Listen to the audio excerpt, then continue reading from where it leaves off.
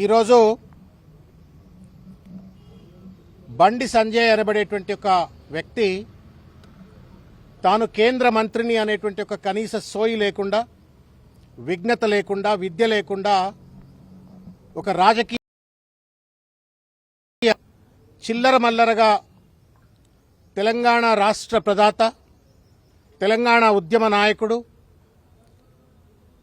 మాజీ ముఖ్యమంత్రి అయినటువంటి ఒక తెలంగాణ తొలి ముఖ్యమంత్రి అయినటువంటి ఒక కల్వకుంట్ల చంద్రశేఖరరావు గారి పైన ఇష్టం వచ్చినట్లుగా అడ్డమైనటువంటి ఒక ఆరోపణలు చేసి వారిని అబాసుపాలు చేయటమే కాకుండా తన మంత్రిత్వ శాఖను, తన మంత్రి పదవిని కూడా అబాసుపాలు చేస్తూ ఒక చిల్లరతనానికి వాళ్ళ బండి సంజయ్ గారు పాల్పడ్డారు. వారు మాట్లాడిన మాటలు not only defamatory, derogatory, but also demeaning the constitution, demeaning the democracy. కాబట్టి వారిపైన క్రిమినల్ చర్యలు చేపట్టాలా అని చెప్పని వాళ్ళ బీఆర్ఎస్ పార్టీ నాయకులమంతా కలిసి ఈరోజు బంజారా హిల్స్ పోలీస్ స్టేషన్లో వారిపైన కంప్లైంట్ చేయటం అయింది. వాడెవడో పోలీస్ ఆఫీసర్ ఆయనకెప్పుడో కలిసి, బండి సంజయ్ కలిసి, కేసీఆర్ గారు బీదర్లో దొంగ నోట్ల ముద్రణ చేసేటువంటి ఒక ప్రింటింగ్ ప్రెస్ను బీదర్లో నడుపుతా ఉన్నారు. ఆ డబ్బుతోటే తెలంగాణ ఉద్యమాన్ని నడిపినారు. ఆ డబ్బుతోటే 2023 ఎన్నికల్లో ఓటర్లకు పంచినారు అని చెప్పని చిల్లర మల్లరగా బండి సంజయ్ గారు మాట్లాడటమైంది. నేను తెలంగాణ సమాజానికి చేతులెత్తి నమస్కారం చేసి విజ్ఞప్తి చేస్తా ఉన్నాను.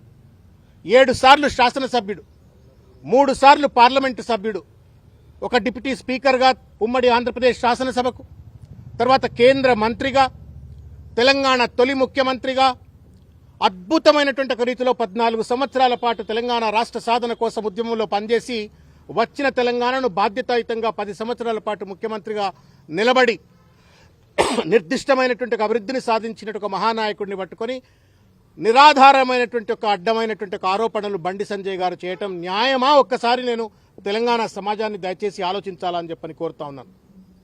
ఎవడో తలకు మాసినటువంటి ఒక అధికారి చెప్పిండు అని చెప్పనంటుండు. బండి సంజయ్ నిజంగానే మొగోడైనట్టయితే, నిజంగానే కేంద్ర హోంమంత్రి అయినట్టయితే, నిజంగానే నైతికత ఉన్నట్టయితే, దమ్ము ధైర్యం ఉన్నట్టయితే ఆ అడ్డమైన అధికారి ఎవడు? వాని పేరు ఎందుకు చెప్పట్లేవు బయటికి?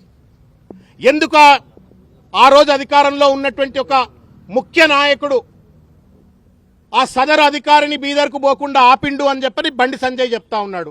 దమ్ము లేదా బండి సంజయ్ నీకు? చెప్పు, అధికారి పేరు చెప్పు. ఆ రోజు ఉన్నటువంటి ఒక ముఖ్య నాయకుడు ఎవడో వాడి పేరు చెప్పు. వాడి పేరు చెప్పవు, వీడి పేరు చెప్పవు. అడ్డమైనటువంటి ఒక వెధవ లెక్కను ఇష్టం వచ్చినట్లు ఇవాళ కేసీఆర్ గారి పైన నిరాధారమైన ఆరోపణలు చేస్తే న్యాయమా బండి సంజయ్ అని చెప్పని ఇవాళ నేను ప్రశ్నిస్తా ఉన్నాను. ఇవాళ దేశ అంతర్గత రక్షణకు బాధ్యుడైనటువంటి ఒక హోంశాఖకు మంత్రిగా ఉండి కుక్కతో ఒక గుండ్రాయి కట్టినా చక్కగా కాదన్నట్టుగా ఇవాళ బండి సంజయ్ గారు వ్యవహరిస్తా ఉన్నారు.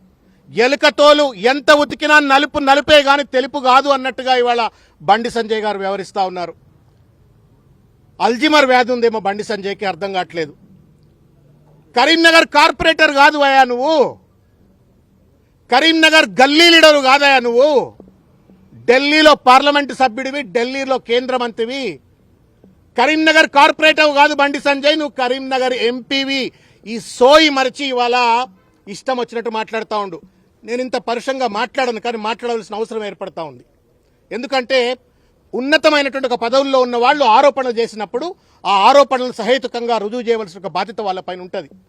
వెనకటికి ఒక ఎర్రోరికి మల్లెపూ ఇస్తే ఎక్కడో పెట్టుకొని వాసన చూసినట్టుగా ఇవాళ అంత పెద్ద కేంద్ర మంత్రి పదవిని నరేంద్ర మోడీ కట్టబెట్టి, భారతీయ జనతా పార్టీ కట్టబెడితే ఆ పదవిలో కూర్చొని వాడెవడో అడ్డమైనోడు ఏదో చెప్తే ఇంకెవడో అడ్డమైనోడు ఇంకేమో చెప్పిండు అని చెప్పని అడ్డమైన భాషలో అడ్డదిడ్డంగా బండి సంజయ్ మాట్లాడుతూ ఉంటే నవ్వాలనా, ఏడవాలనా, సిగ్గుపడాలనా అర్థం కావట్లా. Bandi Sanjay is not an individual. Bandi Sanjay Bharatiya Janata party నాయకుడే కాదు. బండి సంజయ్ నా భారత ప్రభుత్వానికి కేంద్ర మంత్రి కూడా. ఒక మంత్రి హోదాలో ఉండి తెలంగాణ తొలి ముఖ్యమంత్రి, ఇవాళ శాసనసభ్యుడు, leader of the opposition, Telangana జాతిపిత కేసీఆర్ పైన ఇష్టం వచ్చినట్టు ఆరోపణలు చేస్తూ ఉంటే సిగ్గు శరం లేదా బండి సంజయ్ నీకు? అసలు నువ్వు లా చదువుకున్నావా? లా చదువుకోపోయి అసలు నీకు చదవచ్చా చెప్పు నాకు. నీకు చదువు రాదని అనిపిస్తా ఉంది. ఆర్టికల్ ఇండియన్ పీనల్ కోడ్ ప్రకారంగా సెక్షన్ 39 ప్రకారంగా లేకపోతే ఇండియన్ పీనల్ కోడ్ 202 ప్రకారంగా ఎవరైనా సరే, మీరు కానీ, మీడియాలో ఉన్నటువంటి వాళ్ళు కానీ, ఈ కార్యక్రమాన్ని చూసేవాళ్ళు కానీ, నేను కానీ, మేము కానీ, ఎవరైనా ఒకవేళ నేరానికి సంబంధించిన సమాచారం కానీ, నేరం చేసే వ్యక్తులకు సంబంధించిన వివరాలు కానీ తెలిసినట్టయితే వెంటనే స్థానిక పోలీస్ స్టేషన్కు చెప్పాలా, లేకపోతే మెజిస్ట్రేట్కి చెప్పాలా? సిగ్గు ఎగ్గు లేదు బండి సంజయ్కి. వాడెవడో సన్నాసిగాడు చెప్పిండు అని చెప్పని మీడియా ముఖంగా అడ్డదిండుగా మాట్లాడే ముందు పో మెజిస్ట్రేట్ దగ్గరికి పో, పోలీస్ స్టేషన్కి పో, కంప్లైంట్ లాడ్జ్ చేయి. Who prevents you to stop the enquiry? ఎవరు ఆపుతా ఉన్నారు నేను బండి సంజయ్ ఎంక్వైరీ చేయకుండా? ఒక చిల్లర మల్లరగాడేదో పాన్ షాప్ల దగ్గర పాన్ పరాగ్ దిక్కుంటే గుట్కా బ్యాచ్ వాళ్ళు మాట్లాడినట్టుగా కేంద్ర మంత్రి అయ్యుండి ఇష్టం వచ్చినట్టు మాట్లాడటం న్యాయమా రేవంత్ రెడ్డి? బండి సంజయ్ ఎవరిని మెప్పిద్దామని, ఎవరి కళ్ళల్లో సంతోషం చూద్దామని, ఆనందం చూద్దామని బండి సంజయ్ ఈ మాటలు మాట్లాడుతూ ఉన్నాడని చెప్పి నేను ఇవాళ ప్రశ్నిస్తా ఉన్నాను. ఇవాళ అడ్డమైనటువంటి ఆరోపణలు కేసీఆర్ గారి పైన, బీఆర్ఎస్ పార్టీ పైన చేసినట్టుగా బండి సంజయ్ గారి పైన కూడా కోడై కూస్తా ఉంది. వాళ్ళ వసూళ్ల బ్యాచ్ అని చెప్పని చుట్టంతా వసూళ్ల బ్యాచ్లు పెట్టుకొని ఫార్మాస్యూటికల్ కంపెనీస్ వాళ్ళను, పెద్ద పెద్ద పెట్టుబడిదారులందరినీ కూడా బెదిరించి వసూళ్లు చేసిండు పాదయాత్రల పేరు మీద అని చెప్పని పెద్ద పెద్ద పుకార్లు ఉన్నాయి. ఏం సమాధానం చెప్తావు మరి దానికి? ఏం సమాధానం చెప్తావు బండి సంజయ్? ఒక బీసీ బిడ్డవై ఉండి తెలంగాణలో బీసీ వాదం అని చెప్పని, ఈ వాదం ఆ వాదం అని చెప్పని బలంగా ఉన్న తరుణంలో నిన్ను తీసి పక్కన పెట్టి వేరే కులానికి చెందినట్టు వ్యక్తిని పార్టీ అధ్యక్షుడిగా పెట్టినరంటేనే నీ కింద సెగ పుట్టింది. ఆ సెగ గుర్తించకుండా, గురివింద కింద నలుపు తెలవకుండా ఇష్టం వచ్చినట్టు ఇవాళ కేసీఆర్ గారి పైన మాట్లాడే ప్రయత్నం ఎంతవరకు న్యాయం? ఇవాళ తెలంగాణ సమాజం దయచేసి ఆలోచించాలా. బండి సంజయ్కి కర్రు కాల్చి ఎక్కడ పడితే అక్కడ వాతలు పెట్టాలని చెప్పి నేను తెలంగాణ సమాజానికి నేను విజ్ఞప్తి చేస్తా ఉన్నాను. ఇవాళ ఒక విషయం, కేసీఆర్ గారు ఒక మహావృక్షం. ఆ మహావృక్షాన్ని ఢీకొనే ప్రయత్నం చేస్తే బండి సంజయ్ మాడి మసౌడే కాదు, నీ గుండు పగిలిపోతుంది అనే విషయాన్ని నేను గుర్తు చేస్తా ఉన్నాను. ఇంకొక ముఖ్యమైన ఒక విషయం ఏంటంటే, మిత్రులారా కొంచెం ఓపికగా తీసుకోరు, బయట చేతులు గుంజుతుండొచ్చు, పట్టుకొని చాలాసేపుగా వినాలా. ఎందుకు చెప్తున్నా అంటే, బండి సంజయ్ గారు అంటే ఒక బ్రేజన్ సంజయ్గా మారిపోయినాడు. బ్రేజన్ సంజయ్ ఇష్టం వచ్చేట్టు మాట్లాడతాడు. గతంలో ఇన్నాం మనం, ఒక స్థలాన్ని తవ్వితే శవం వెళ్తే మీది, శివం వెళ్తే మాది అని చెప్పని మతపరమైనట్టుగా విద్వేషాలు రెచ్చగొట్టే ప్రయత్నం చేసినారు. గతంలో జిహెచ్ఎంసీ ఎన్నికలు జరిగితే ఓల్డ్ సిటీ పైన సర్జికల్ స్ట్రైక్ చేస్తా అని చెప్పని మాట్లాడిండు. ఏది పడితే అది మాట్లాడతారు. అరే అధికారంలో ఉన్నాం, ఔదార్యం కలిగినటువంటి ఒక రాజకీయ పార్టీలకు అధ్యక్షులుగా వ్యవహరిస్తున్న కనీస విఘ్నత లేకుండా ఏది పడితే అది మాట్లాడి వాళ్ళ తగుదునమ్మా అని చెప్పని వాళ్ళ తెలంగాణ జాతిపిత అయిన కేసీఆర్ గారి పైన అడ్డమైనట్టు ఆరోపణలు చేసినావు. నేను ఒక ప్రశ్నిస్తా ఉన్నాను బండి సంజయ్, తెలివి సన్నాసి వినడానికి నిదర్శనం. నువ్వు అంటున్న ప్రకారంగానే కర్ణాటకలో అధికారంలో ఉన్నాయి రెండే మేజర్ పార్టీస్, ఒకటి బీజేపీ, రెండు కర్ణాటక కాంగ్రెస్ పార్టీ. మరి గుడ్డిగుర్రం పళ్ళు దొమిందా ఆ రోజు ఉన్నటువంటి ఒక బీజేపీ అని అడుగుతా ఉన్నాను. Why is that your home minister could not take any action? ఎందుకు మీరు ఆ రోజు హోమ్ డిపార్ట్మెంట్ వాళ్ళు, కర్ణాటక పోలీసు వాళ్ళు, బీదర్లో ఒకవేళ మీరు అన్నట్టు ప్రింటింగ్ ప్రెస్ ఉంటే why is that they could not take an action against it? ఎందుకు దాన్ని ట్రేస్ చేయలేకపోయినరు? ఆ సన్నాసిగాడు ఎవడో చెప్పినాడు, వాడెందుకు కర్ణాటక పోలీస్ డిపార్ట్మెంట్కి ఎందుకు వివరాలు ఇవ్వలేక పరిస్థితి ఏర్పడ్డది? బండి సంజయ్ పెద్ద తెలివి కల్లోడు అన్నట్టు, మొగోడు అన్నట్టు, పోటుగాడు అన్నట్టు ఆయన మాట్లాడుతూ ఉండు. నేను I'm asking, you are a home minister, దమ్ ఉంటే ఇవాళ నేషనల్ ఇన్వెస్టిగేటింగ్ ఏజెన్సీకి ఎంక్వైరీ ఆర్డర్ చేయి, ఎన్ఫోర్స్మెంట్ డైరెక్టరేట్కు రాసి నువ్వు ఎంక్వైరీ ఆర్డర్ చేయి, సిబిఐకి రాసి నువ్వు ఎంక్వైరీ ఆర్డర్ చేయి.